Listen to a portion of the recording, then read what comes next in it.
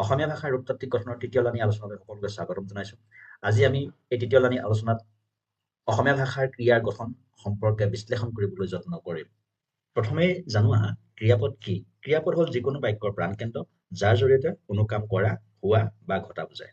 অসমীয়া ভাষাৰ এটা বিশেষ সুকীয়া বৈশিষ্ট্য হ'ল ক্ৰিয়াৰ ৰূপ পুৰুষ, কাল আৰু ভাৱ অনুসৰি সলনি হয়, কিন্তু বচন আৰু লিংগ অনুসৰি ইয়াৰ কোনো পৰিৱৰ্তন নহয়। উদাহৰণস্বৰূপে প্ৰথম পুৰুষত যদি মই খাওঁ হওঁ, দ্বিতীয় পুৰুষত তুমি খোৱা, অৰ্থাৎ খোৱা ক্ৰিয়াটো বদলি হৈ যাব, কিন্তু একবচনতো মই খাওঁ, বহুবচনতো আমি খাওঁ। সেইদৰে লিংগ অনুসৰি পুলিংগত যিধৰণে হ'ব স্ত্ৰীলিংগতো একেধৰণে হ'ব। ক্ৰিয়া গঠনৰ মূল আধাৰ আৰু সূত্ৰ।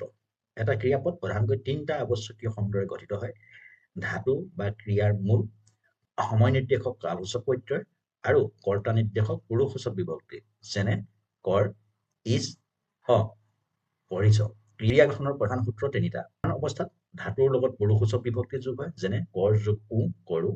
কাল নিৰ্দেশ কৰিলে মাজত কালসূচক প্ৰত্যয় বহে, যেনে, আৰু অৱস্থা নিৰ্দেশ কৰিলে অতিৰিক্তভাৱে অৱস্থা প্ৰত্যয় যোগ হয়, যেনে ধাতু হ'ল কাৰ্যৰ আটাইতকৈ ক্ষুদ্ৰ আৰু অবিভাজ্য অংশ, যাক আমি ভাঙিব নোৱাৰো।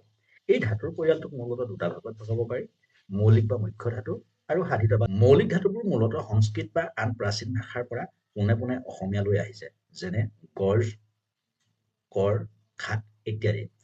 আনহাতে সাধিত ধাতুসমূহ মৌলিক ধাতু বা নাম শব্দৰ পাছত যোগ কৰি সৃষ্টি কৰা হয়। চিত্ৰত স্বৰ নাম শব্দৰ লগত ইয়া বিভক্তি যোগ হৈ কেনেধৰণে নাম ধাতু সৃষ্টি হৈছে সেইটো দেখুৱাবলৈ যত্ন কৰিছো। সেই একেধৰণে কৰ মৌলিক ধাতুটোৰ লগত উৱা প্ৰত্যয় যোগ হৈ কেনেকে নতুন ধাতু বা পাচনি ধাতু সৃষ্টি হৈছে সেইটো দেখুৱাবলৈ যত্ন কৰা হৈছে।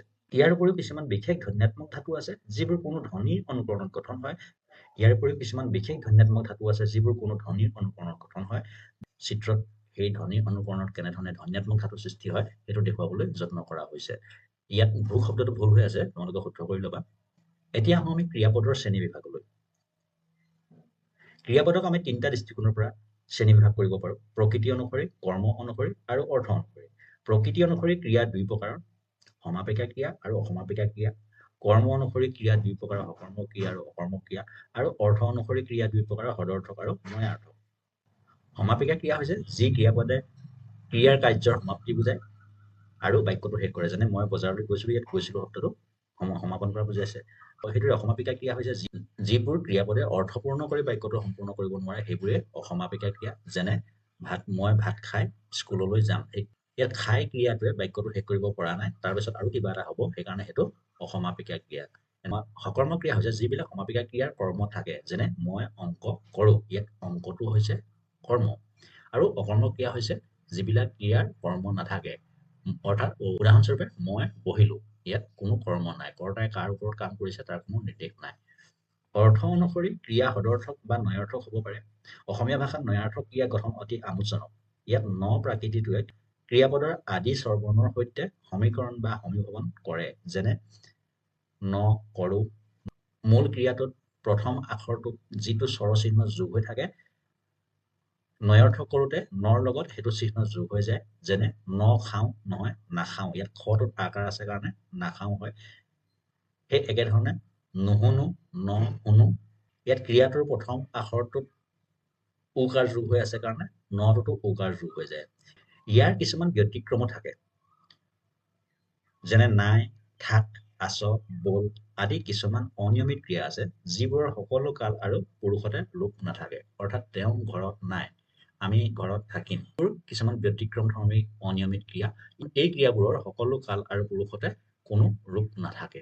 ছাত্ৰ ছাত্ৰীসকল, তোমালোকৰ বাবে প্ৰস্তুত কৰি দিয়া এই শিক্ষামূলক ভিডিঅ'বোৰে যদি তোমালোকৰ কিবা উপকাৰ কৰিছে বা তোমালোকৰ যদি অকণমানো কামত আহিছে, তেতিয়াহ'লে মোৰ শ্ৰম সাৰ্থক হোৱা বুলি ভাবিম।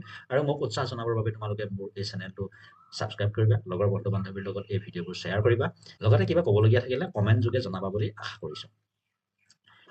প্ৰত্যেকটো ভিডিঅ'ৰ লগতে মই সেই বিষয় অনুসৰি একোটা নোট বা টোকা বা অধ্যয়নসমূহ ষ্টাডি মেটেৰিয়েল সংলগ্ন কৰি দিছোঁ। তোমালোকে ডেছক্ৰিপশ্যনত লিংক পাবা, সেই লিংকৰ পৰা ষ্টাডি মেটেৰিয়েলবিলাক বা নোটবিলাক তোমালোকে ডাউনলোড কৰি ল'ব পাৰিবা। এতিয়া আহোঁ কালৰ ধাৰণালৈ। কাৰ্য সম্পাদন কৰা নিৰ্দিষ্ট মুহূৰ্ত বা সময়কে কাল বুলি কোৱা হয়। কাল তিনি প্ৰকাৰৰ: অতীত, বৰ্তমান আৰু ভৱিষ্যত। কাল আৰু পুৰুষ অনুসৰি ক্ৰিয়াৰ ৰূপ সলনি কৰিবলৈ আমাৰ নিৰ্দিষ্ট নিৰ্দেশো তালিকা আছে, যিয়ে প্ৰথম, দ্বিতীয় আৰু তৃতীয় পুৰুষত ক্ৰিয়াৰ ৰূপ নিৰ্ধাৰণ কৰে।